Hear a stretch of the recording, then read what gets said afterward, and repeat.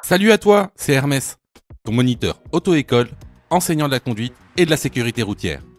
Aujourd'hui, je te propose un examen complet du code de la route, commenté et corrigé. Allez, on perd pas de temps, on commence tout de suite.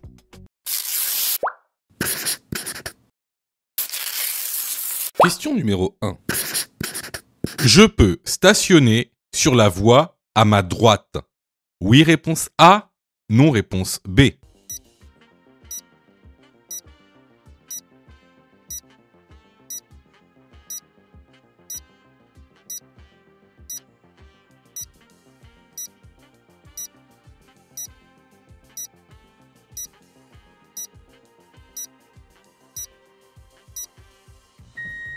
Alors, comme tu le vois, ici, la voie à droite est séparée par une ligne épaisse discontinue qui matérialise donc une voie réservée.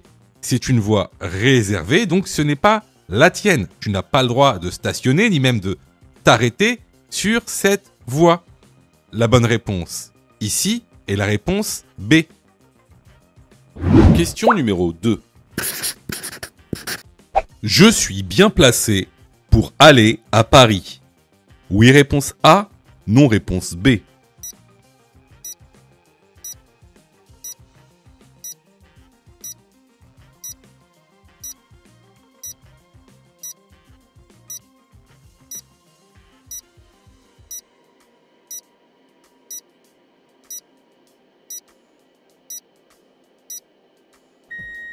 Alors, si tu regardes les panneaux d'indication qu'il y a au-dessus, ce sont des panneaux d'affectation. Tu vois bien qu'il y a des flèches. Qu'est-ce que veut dire ces panneaux d'affectation?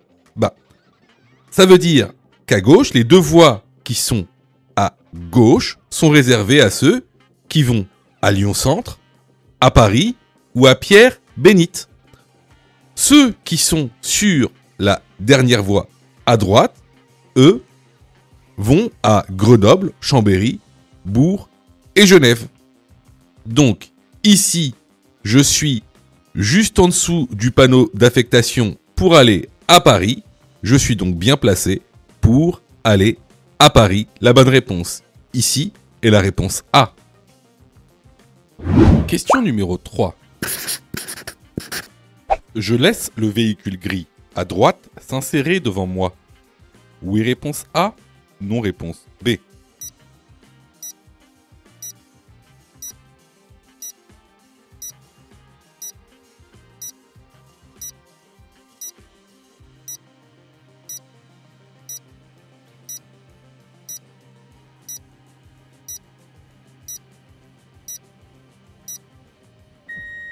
Alors ici, comme vous le voyez, regardez, devant nous, on a un véhicule noir sur notre voie qui est à l'arrêt. Alors, comment on sait qu'il est à l'arrêt?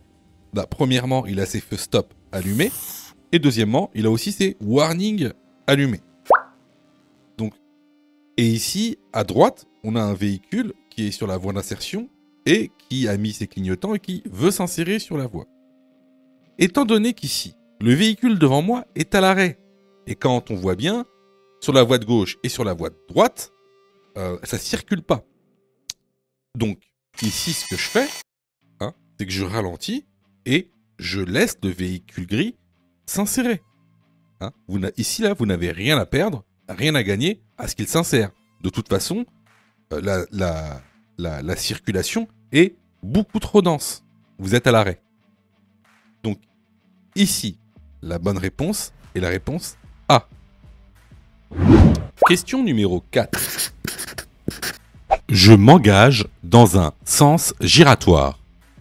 Je passe avant le véhicule gris à gauche. Oui, réponse A. Non, réponse B.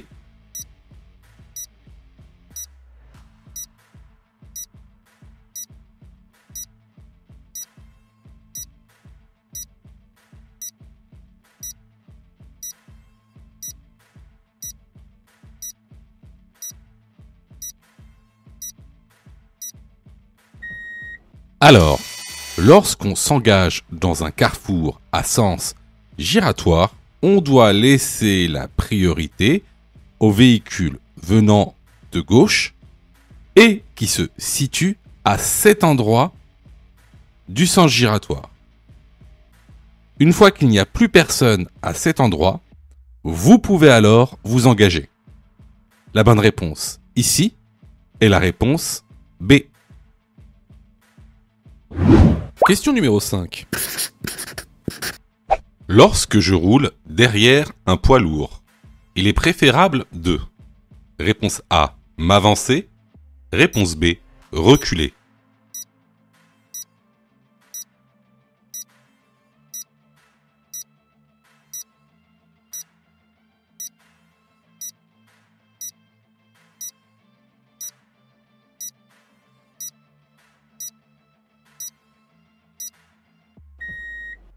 Alors, qu'est-ce qu'il est préférable de faire lorsqu'on roule derrière un poids lourd?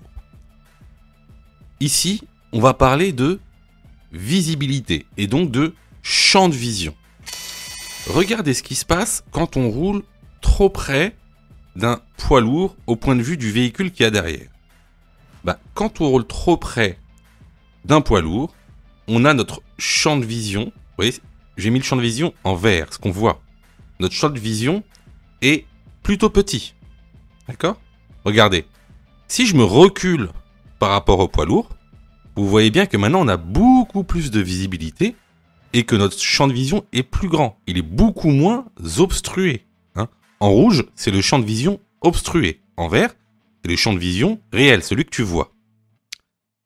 Donc, pour un conducteur qui suit un poids lourd, il sera préférable de reculer pour ouvrir son champ de vision et avoir une meilleure visibilité.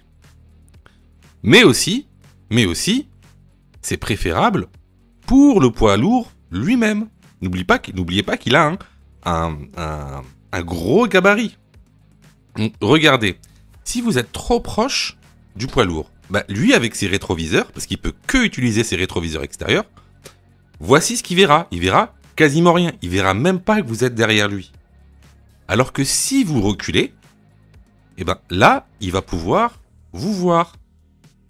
Donc, c'est préférable pour celui qui est derrière le poids lourd et pour le poids lourd lui-même. Donc, pour répondre à la question, lorsque je roule derrière un poids lourd, il est préférable de reculer. La bonne réponse ici est la réponse B. Question numéro 6. Lors du contrôle technique, le technicien vérifie également le taux d'émissions polluantes. Oui, réponse A. Non, réponse B.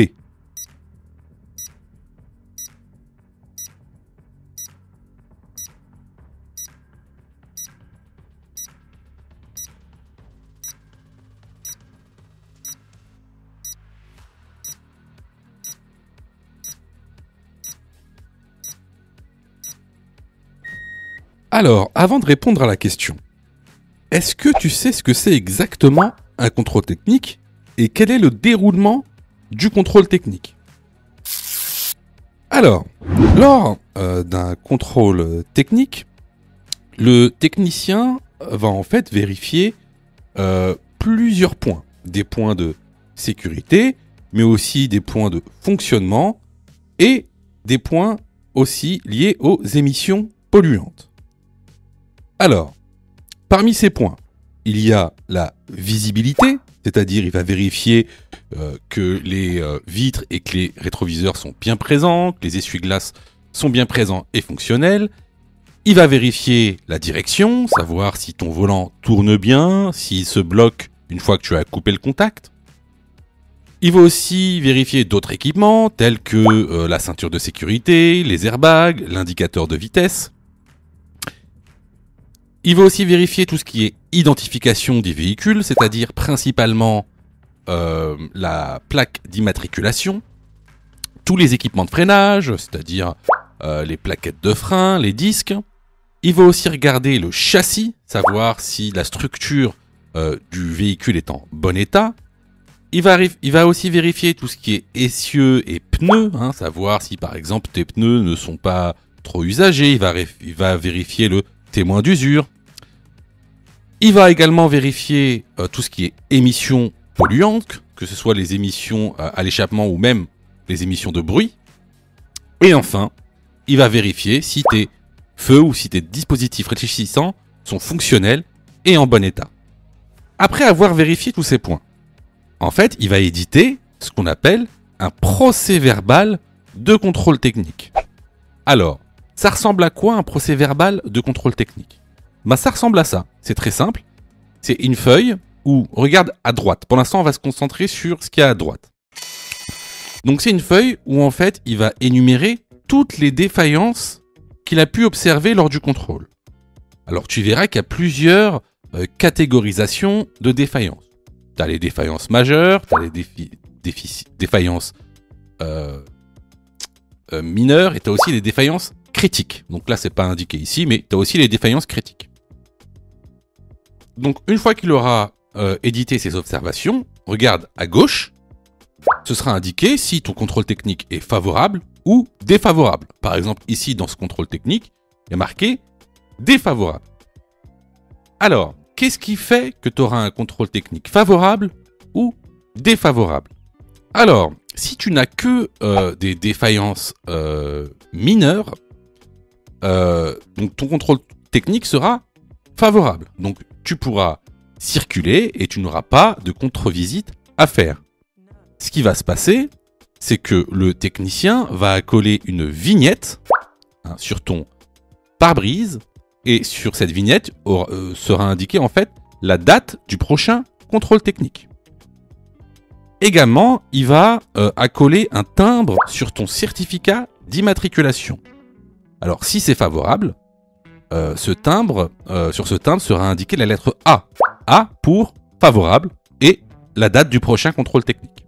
Si tu as des défaillances majeures, donc si tu as des défaillances majeures, alors tu auras un contrôle technique défavorable. Tu pourras continuer à circuler avec ton véhicule et tu auras 2 mois pour réaliser les réparations. Alors, également, tu recevras donc toujours une vignette, d'accord, avec la date du prochain contrôle technique, en tout cas la date limite du prochain contrôle technique. Et également, tu auras un timbre sur ton certificat d'immatriculation avec la lettre S.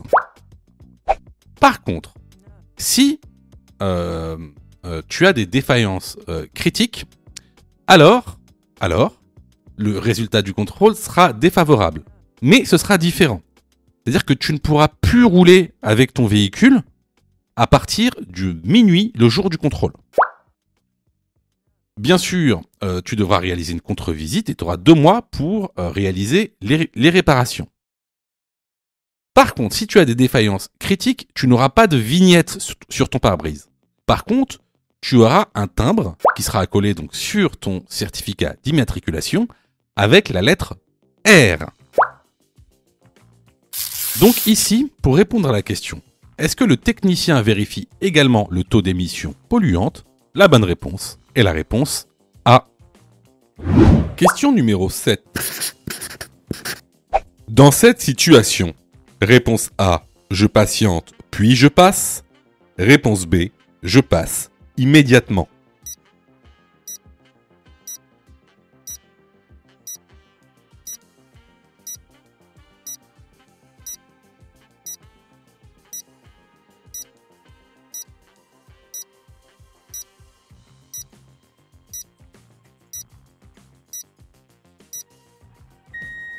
Alors ici, tu vois, il y a 2 choses à voir. La première, à droite, où on a une personne qui sort de son stationnement, portière ouverte. Donc, sur la chaussée. À notre gauche, on a un véhicule qui vient en sens inverse. Ici, il va d'abord falloir laisser passer le véhicule qui vient en sens inverse. Pourquoi? Parce que déjà, premièrement, c'est nous qui avons l'obstacle. L'obstacle est sur notre chaussée, notre voie de circulation.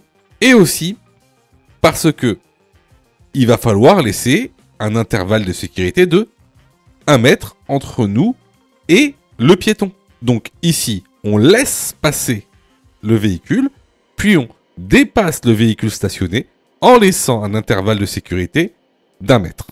La bonne réponse ici est la réponse A. Question numéro 8. En cas de fatigue au volant, il faut réponse A, faire une sieste. Réponse B, boire un café.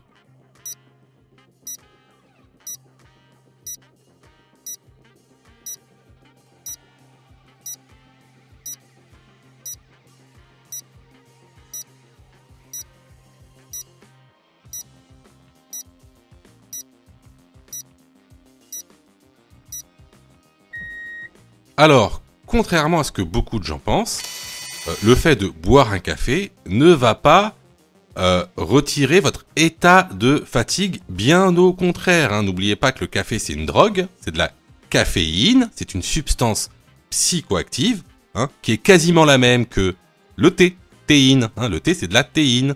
C'est aussi la même que certains médicaments comme la codéine. Vous voyez, caféine, théine, codéine. C'est quasiment les mêmes drogues. Donc, ils vont vous donner juste un petit effet de boost qui va durer quoi 10-15 minutes. Mais ensuite, l'état de fatigue va revenir.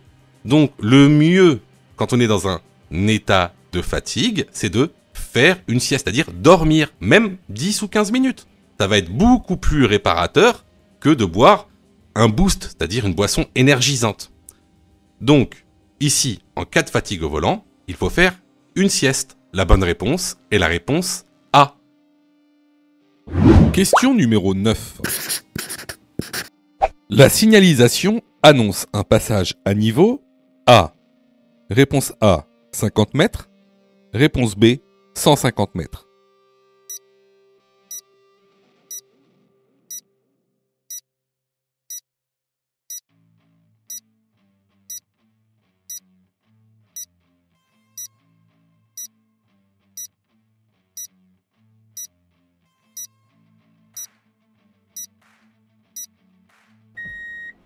Alors, ici, la signalisation est composée de trois éléments. Alors, tout d'abord, le panneau de danger. Alors, ce panneau de danger nous informe de la présence d'un passage à niveau avec barrière. Ensuite, on a un panonceau qui vient donc préciser le panneau de danger, disant qu'effectivement, ce passage à niveau sera aussi doté d'un signal automatique. Et juste en dessous, on a une balise de passage à niveau. Donc, cette balise, elle est décomposée en 3 balises. Vous allez voir qu'il y a des balises avec 3 bandes rouges, comme ici, avec 2 bandes rouges et avec une bande rouge. Donc, ces balises, elles servent à quoi? Ces balises, elles vous permettent de connaître la distance entre cette balise et le passage à niveau. Alors, ici, on est en hors agglomération. Donc, lorsque tu verras une balise avec 3 bandes rouges, ça voudra dire que tu es à 150 mètres du passage à niveau. Si tu rencontres une balise avec 2 bandes rouges, cela voudra dire que tu es à 100 mètres du passage à niveau. Et si tu rencontres une balise avec une seule bande rouge, tu es à 50 mètres du passage à niveau.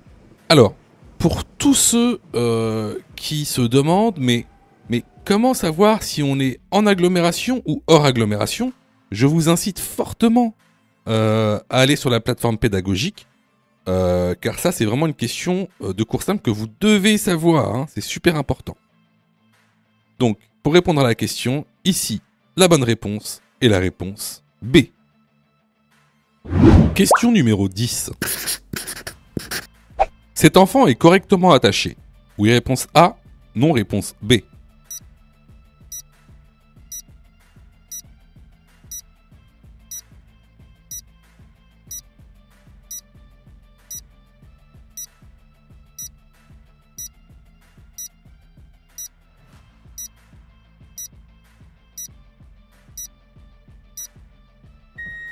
Alors oui, ici l'enfant est correctement attaché. Pourquoi ? Tout simplement parce que l'homologation R44 est respectée. Qu'est-ce que préconise l'homologation R44 ? C'est un siège enfant adapté à sa morphologie et à son âge. Il existe 3 types de sièges, le siège à coque, le siège baquet, le siège avec dossier. Ici, on a utilisé un siège baquet qui correspond à la morphologie de l'enfant. La bonne réponse est la réponse A. Je vois que tu es super motivé pour avoir ton code. Alors, soutiens la chaîne en t'abonnant et surtout en activant les notifications afin d'être prévenu des dernières vidéos mises en ligne. Question numéro 11. À l'arrêt, au feu rouge, je tiens mon téléphone à la main. Je risque une amende et un retrait de points. Oui, réponse A. Non, réponse B.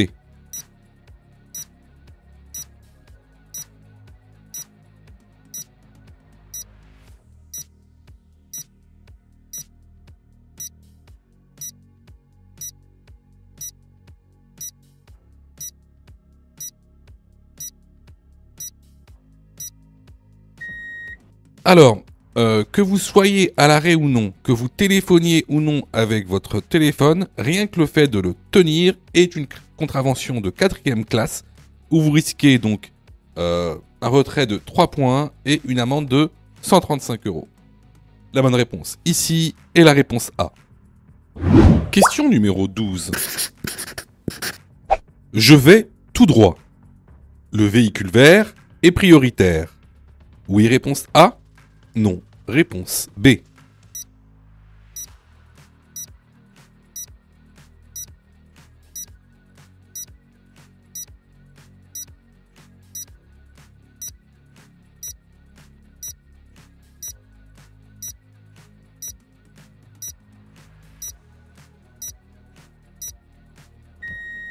Alors là, on est sur une intersection. Alors, bien sûr, ici, le véhicule vert ne va pas être prioritaire. Pourquoi ? Pour 2 raisons. La première raison, c'est qu'il va empiéter sur ma voie. C'est ma voie, c'est pas sa voie. Donc, s'il veut aller sur une autre voie, même s'il ne fait que la couper, il doit me céder la priorité sur ma voie. Autre chose, vu que ce véhicule veut tourner, je me situe à sa droite. Il y a en plus de ça une priorité à droite. Donc, pour ces 2 raisons, le véhicule vert n'est pas prioritaire.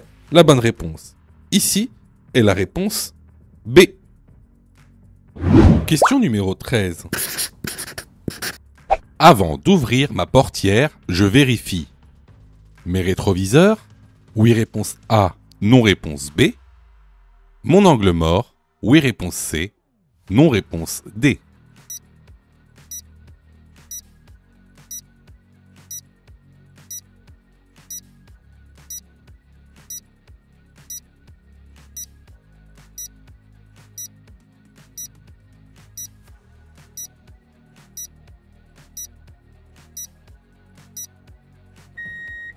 Alors, tu dois savoir une chose. Lorsque tu veux sortir donc de ton véhicule, tu dois t'assurer que cette manœuvre ne constitue pas un danger pour les autres usagers de la route. Dans le cas contraire, c'est ce qu'on appelle une ouverture intempestive de portière. Et c'est une infraction qui constitue une contravention de première classe. Donc tu es tenu pénalement responsable en cas soit de dommages matériels ou corporels. Pour éviter ça, c'est très simple. Tu dois d'abord effectuer tes contrôles sur tes rétroviseurs, donc rétroviseur intérieur et rétroviseur extérieur. Ensuite, tu dois également vérifier ton angle mort. Donc, les bonnes réponses à cette question sont les réponses A et C. Question numéro 14. Dans cette situation, réponse A, je ralentis. Réponse B, j'accélère.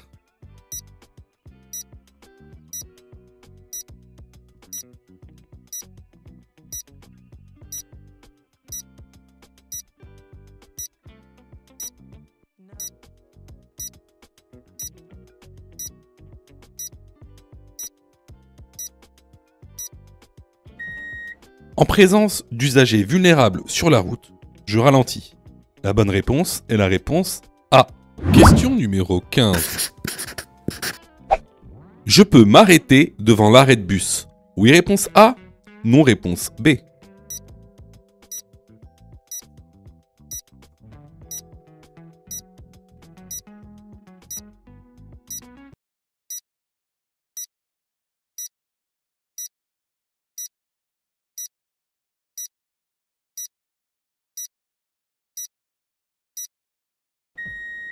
Alors non, il est formellement interdit de s'arrêter ou de stationner devant un arrêt de bus.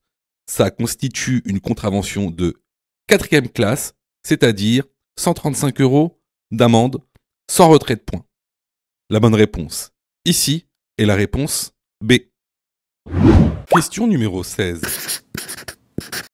Question numéro 5. Je ne possède pas de carte d'invalidité. Je suis bien garé. Oui, réponse A. Non, réponse B.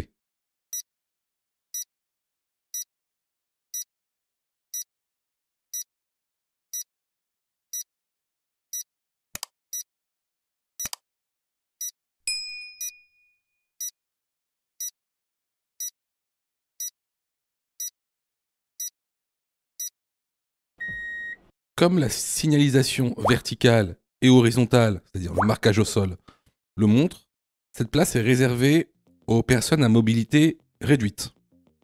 Alors, pour pouvoir stationner dans ces places, il vous faut 3 cartes. Alors, soit la carte qu'on appelle GIG, Grand Invalide de Guerre, soit la carte GIC, Grand Invalide Civil, et maintenant, ces 2 cartes en fait sont remplacées par la carte CMI, carte mobilité inclusion, qui prouve de votre incapacité ou de votre mobilité réduite, disons. Donc effectivement, ici, je suis très mal garé. La bonne réponse est la réponse B. Question numéro 17. Je change de voie pour aller plus vite. Oui, réponse A. Non, réponse B.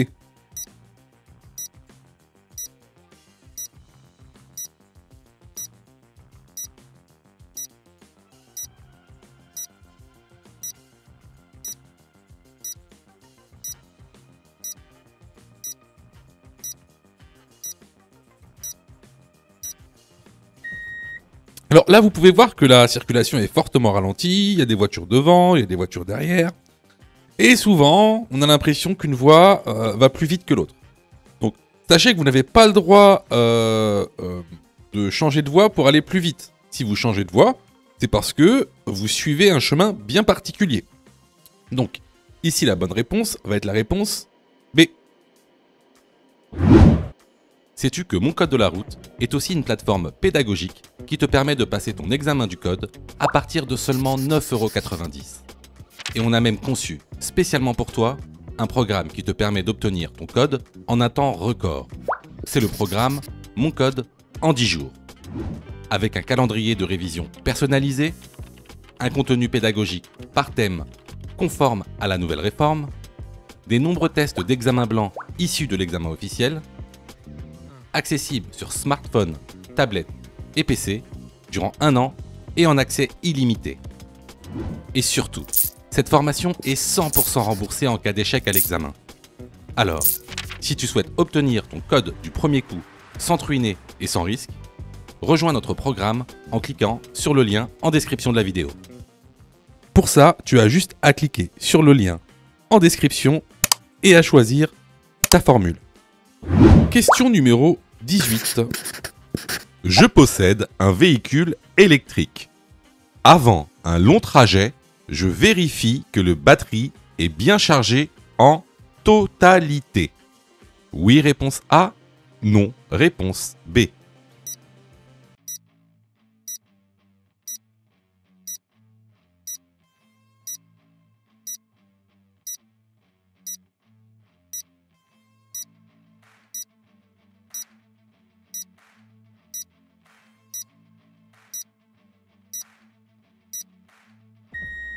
Alors, cette question, elle a l'air un peu idiote, un peu stupide. Pas du tout. Alors, déjà, premièrement, c'est une question qui est souvent posée à l'examen du code de la route. Il y a de grandes chances que cette question vous sera posée à l'examen. En plus de ça, pourquoi cette question ? Parce que, vous savez, imaginez que vous partez pour un long voyage avec votre famille, votre femme, vos enfants. Qu'est-ce qui va se passer si la batterie, elle n'est pas chargée ? Tout de suite, vous allez devenir anxieux. Vous allez vous dire, il faut vite que je recharge la batterie, il faut que je trouve un point de recharge, ma femme est énervée, les enfants font du bruit. Tout ça, ça va créer un environnement anxiogène D'accord? Et qu'est-ce que ça va provoquer? Ben, ça va provoquer que vous ne serez pas concentré sur l'activité de conduite. N'oubliez pas que quand vous prenez la voiture, vous devez être concentré sur votre conduite. Il ne faut pas que vous pensiez à autre chose ou que vous soyez dans un état anxiogène. Donc, avant de partir pour un long trajet, on prépare son trajet, on charge sa batterie complètement et également, qu'est-ce qu'on fait? Eh ben, on prévoit les points pour, les stations électriques qui seront sur le trajet. Donc, ici, avant un long trajet, je vérifie que la batterie est bien chargée. La bonne réponse est la réponse A. Question numéro 19. Pour réduire la pollution, je me déplace avec. Réponse A, un vélo. Réponse B, une trottinette électrique. Réponse C, une moto à moteur thermique.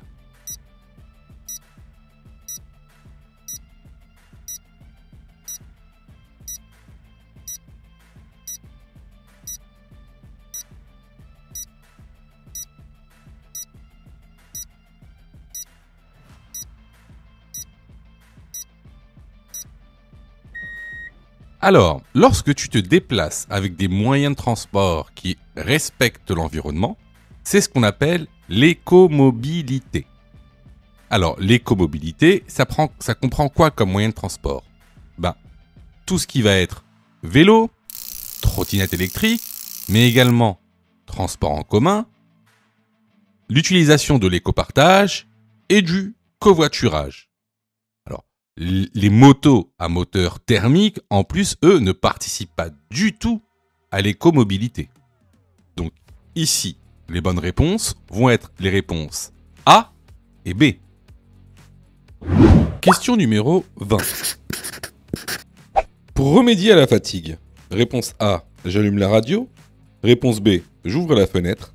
Réponse C, je m'arrête et je me repose.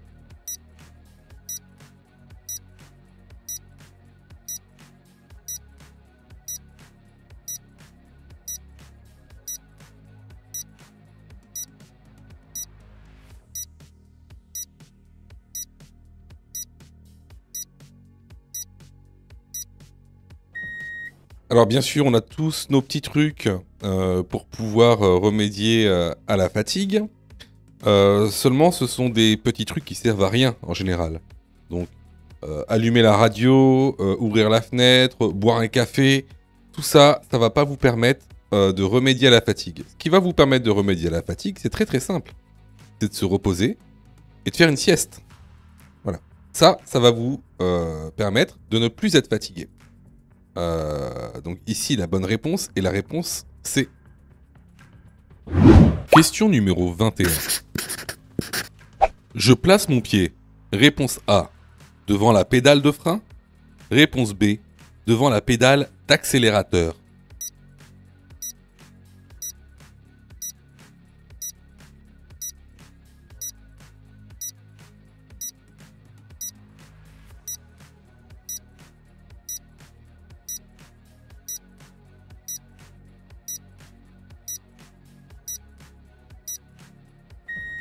Alors ici, vous voyez, il y a un véhicule blanc qui arrive par la droite. Cependant, il a un stop. Donc, j'ai la priorité. Par contre, il est possible que la personne ne nous ait pas vus. Donc, au cas où, on anticipe par mesure de sécurité et on met son pied devant la pédale de frein. La bonne réponse ici est la réponse A. Les vidéos sont totalement gratuites, donc abonne-toi pour aider la chaîne et surtout, active les notifications pour être prévenu des dernières vidéos et avoir ton code beaucoup plus rapidement. Question numéro 22. Cet enfant est bien installé. Oui, réponse A, non, réponse B.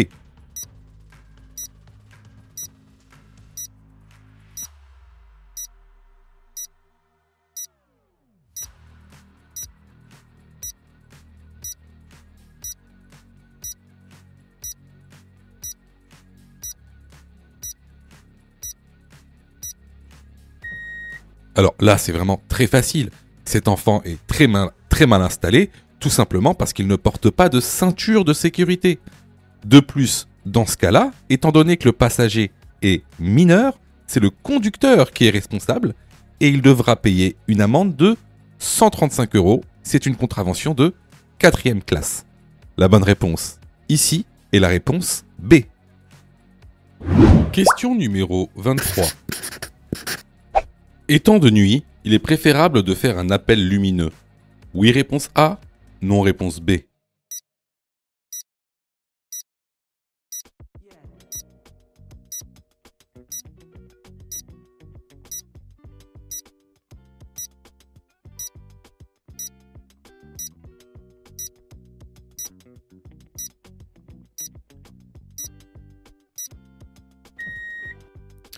Alors là, on arrive à un stop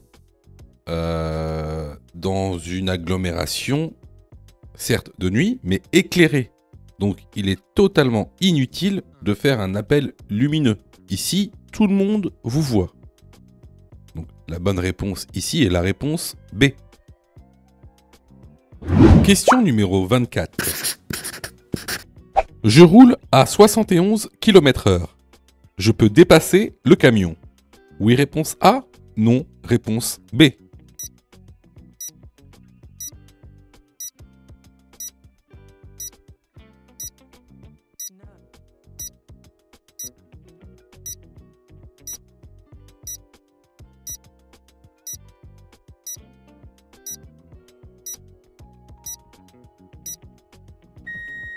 Alors, si on regarde le compteur, effectivement, on roule à 71 km/h.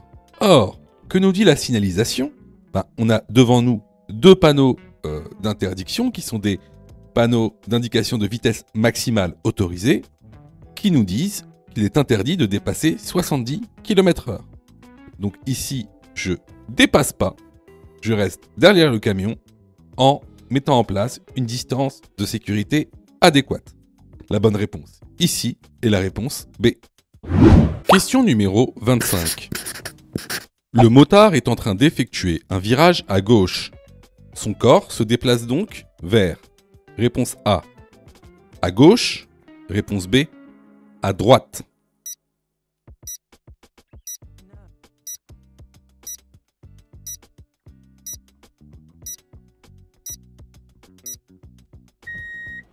Alors, ici, effectivement, le motard est en train d'effectuer un virage à gauche, à sa gauche, donc notre droite. Donc, son corps, lorsqu'il va s'incliner, son corps va automatiquement se déplacer ou se pencher vers la gauche. Donc ici, la bonne réponse est la réponse A. Question numéro 26. Avant de quitter mon véhicule, je place le levier en réponse A, P, réponse B, R, réponse C, N, réponse D, D.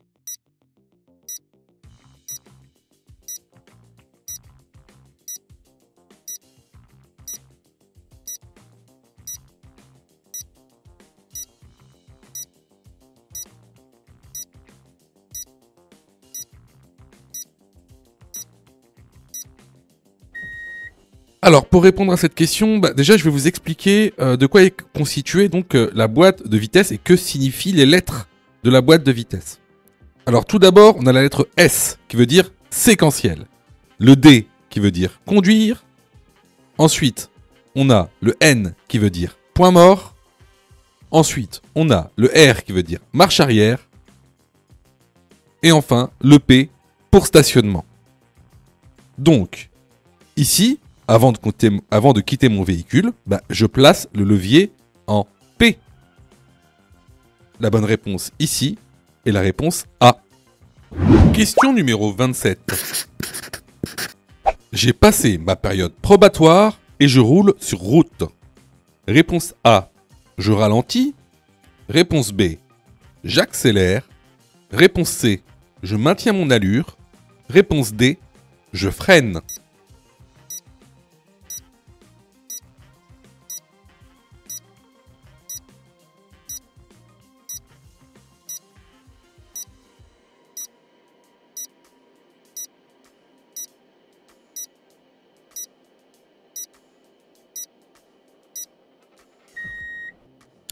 Alors ici, avant toute chose, avant de savoir si on doit ralentir, freiner, accélérer ou maintenir son allure, ce qu'il faut savoir, c'est connaître la vitesse maximale autorisée. Pour connaître cette vitesse maximale autorisée, il faut d'abord que je sache où je roule. Alors ici, on roule sur route, comme le dit l'énoncé, mais on roule sur une route à chaussée séparée. Donc, comme vous le savez, je vous remets le document de cours concernant les vitesses maximales autorisées. Hors probatoire sur route à chaussée séparée, la vitesse maximale autorisée est de 110 km/h. Donc on sait que la vitesse maximale autorisée dans ce contexte est de 110 km/h. Actuellement, on roule à 105 km/h comme le montre le compteur. Alors, il y a une autre chose à voir, c'est que lorsqu'on regarde le rétro, on s'aperçoit qu'une voiture nous dépasse. Dans ce cas-là, la vitesse maximale autorisée est de 110 km/h. Donc, il n'y a aucune raison d'accélérer, surtout qu'une voiture nous dépasse. Pourquoi ralentir, vu qu'on est à la bonne vitesse? Freiner ici n'apportera rien à l'affaire. Donc, ici, la bonne réponse est la réponse C. Je maintiens mon allure, je laisse le véhicule derrière moi me dépasser. Question numéro 28. La prise de cannabis augmente la prise de risque? Oui, réponse A. Non, réponse B. Augmente le temps de réaction? Oui, réponse C. Non, réponse D.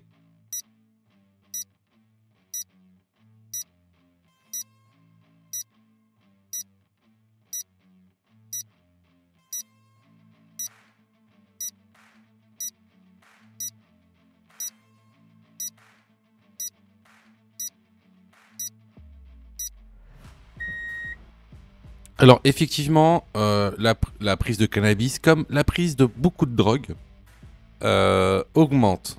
Donc tout d'abord, effectivement, la prise de risque et également le temps de réaction.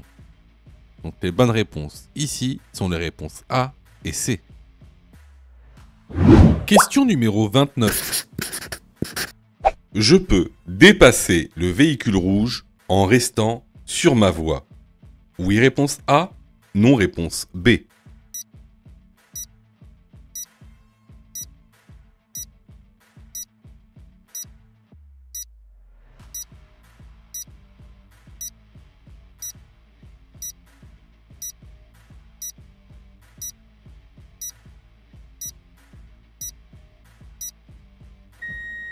Alors là, encore une fois, c'est une question qui est très simple.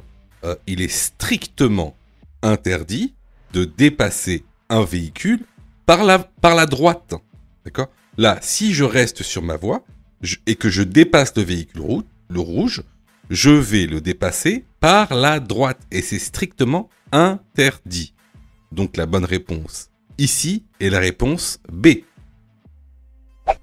Si tu aimes le contenu, alors prends quelques secondes pour liker la vidéo. C'est très important. Cela nous permet d'être mieux référencés et donc de te présenter encore plus de vidéos pour que tu puisses obtenir ton code le plus rapidement possible. Question numéro 30. Question numéro 17. Pour conduire en sécurité, le passager le plus grand s'installe à l'avant? Oui, réponse A. Non, réponse B. Le passager le plus petit au milieu? Oui, réponse C. Non, réponse D.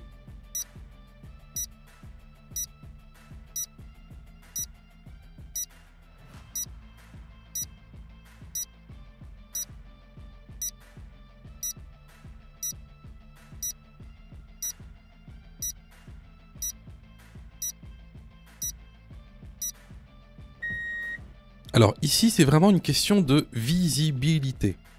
Plus une personne sera grande, plus elle va gêner la visibilité du rétroviseur central du conducteur. Donc ce qui est conseillé pour une meilleure sécurité, c'est de mettre la personne la plus petite à l'arrière, au milieu, et la personne la plus grande à l'avant. Les bonnes réponses sont donc les réponses A et C. Question numéro 31. Avant un départ, j'évite. Réponse A, de préparer mon itinéraire. Réponse B, de circuler entre 2 heures et 5 heures du matin.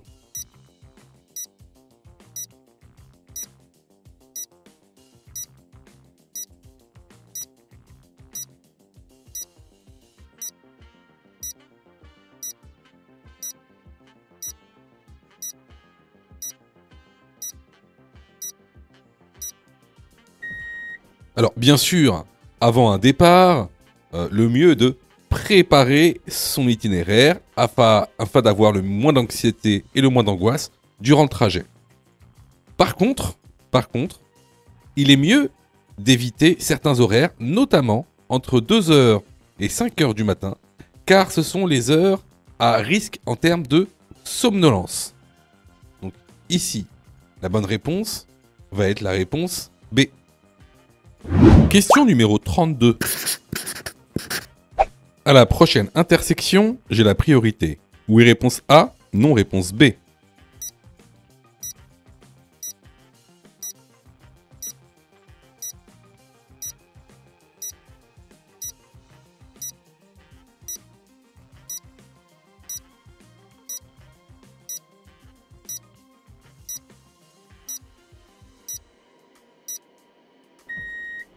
Alors vraiment ici c'est un cas d'école, là c'est la priorité à droite, c'est le B à bas.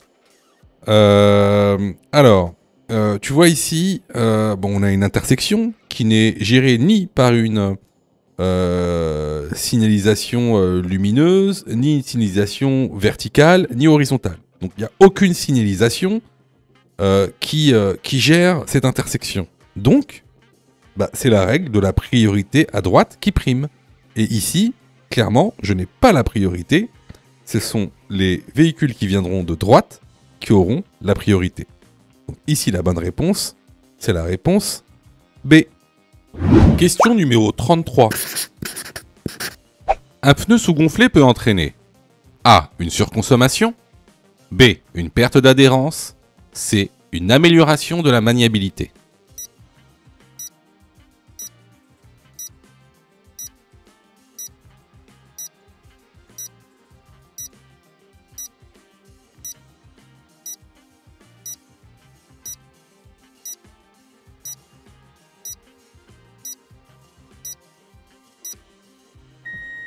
Alors ça c'est une question de cours qu'on a vue plusieurs fois, à plusieurs reprises. Donc effectivement, un pneu sous-gonflé entraînera trois choses. D'une, une diminution de la maniabilité du véhicule. 2, une perte d'adhérence. 3, une surconsommation en carburant. Donc ici, les bonnes réponses sont les réponses A et B. Question numéro 34. Je dépasse ce véhicule. Oui, réponse A. Non, réponse B.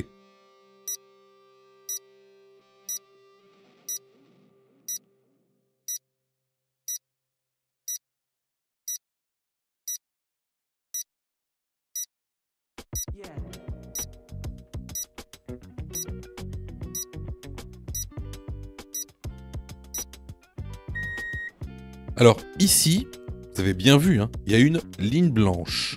Okay. Donc effectivement, interdiction de dépasser ce véhicule.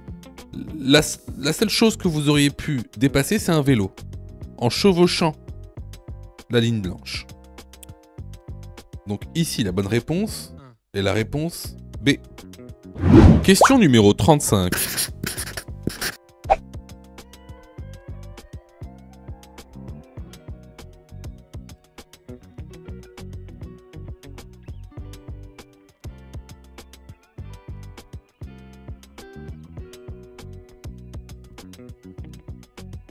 Dans cette situation, réponse A, j'accélère. Réponse B, je rétrograde. Réponse C, je reste sur ma voie.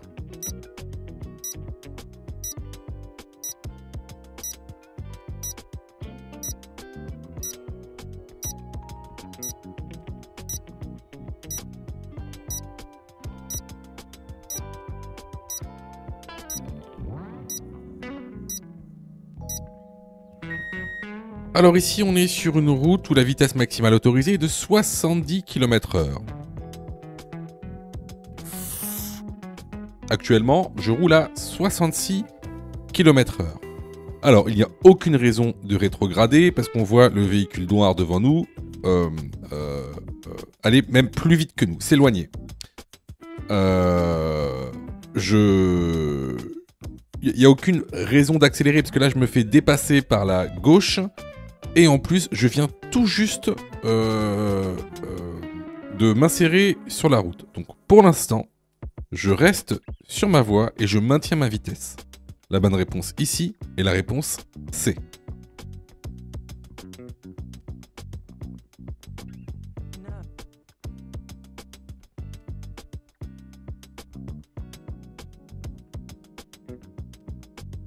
Question numéro 36. Question numéro 26. Ce dispositif permet de vous aider à passer les vitesses. Oui, réponse A. Non, réponse B.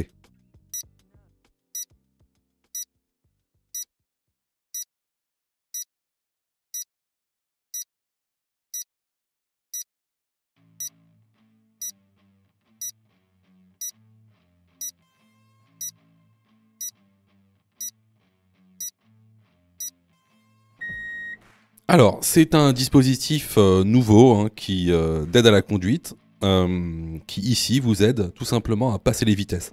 Là, par exemple, l'ordinateur vous conseille de passer la vitesse numéro 6. La bonne réponse est la réponse A. Question numéro 37.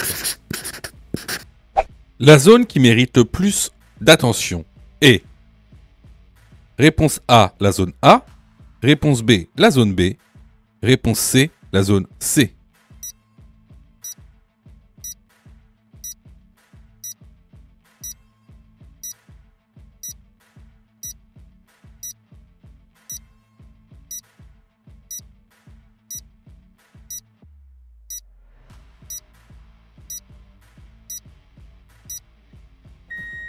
Alors ici, c'est évident, la zone qui mérite le plus d'attention est la zone B, car ce sont des usagers très vulnérables. La bonne réponse ici est la réponse B. Question numéro 38. Ce mineur n'a pas bouclé sa ceinture de sécurité. En cas de contrôle, ses parents devront payer la contravention. Oui, réponse A. Non, réponse B.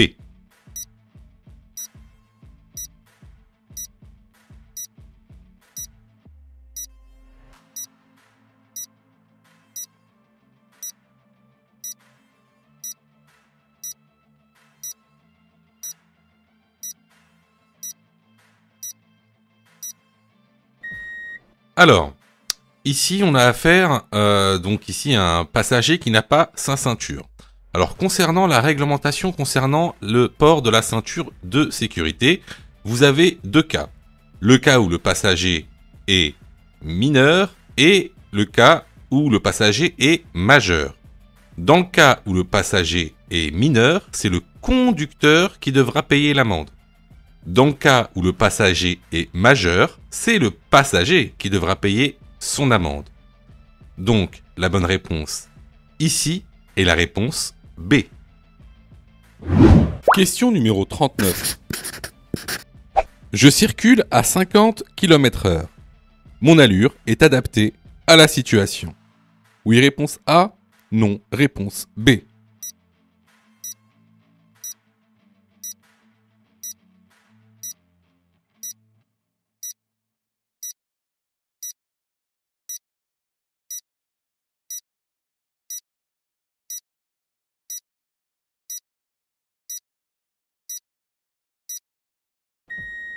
Alors ici, donc on a un panneau de signalisation qui nous indique que la vitesse est limitée à 50 km/h. Très bien. Par contre, sur le côté gauche, vous voyez, il y a un car donc, dans lequel il y a sûrement des enfants ou des individus qui vont sortir ou traverser la rue. Donc pour le coup, ici, la vitesse n'est pas adaptée. La bonne réponse ici est la réponse B. Question numéro 40. Le pourcentage de conducteurs ayant leurs 12 points est de réponse A 50%, réponse B 80%.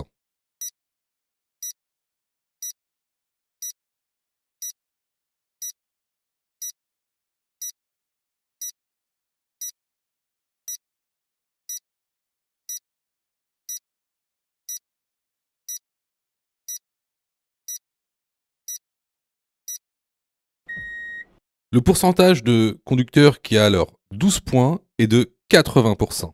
La bonne réponse est la réponse B.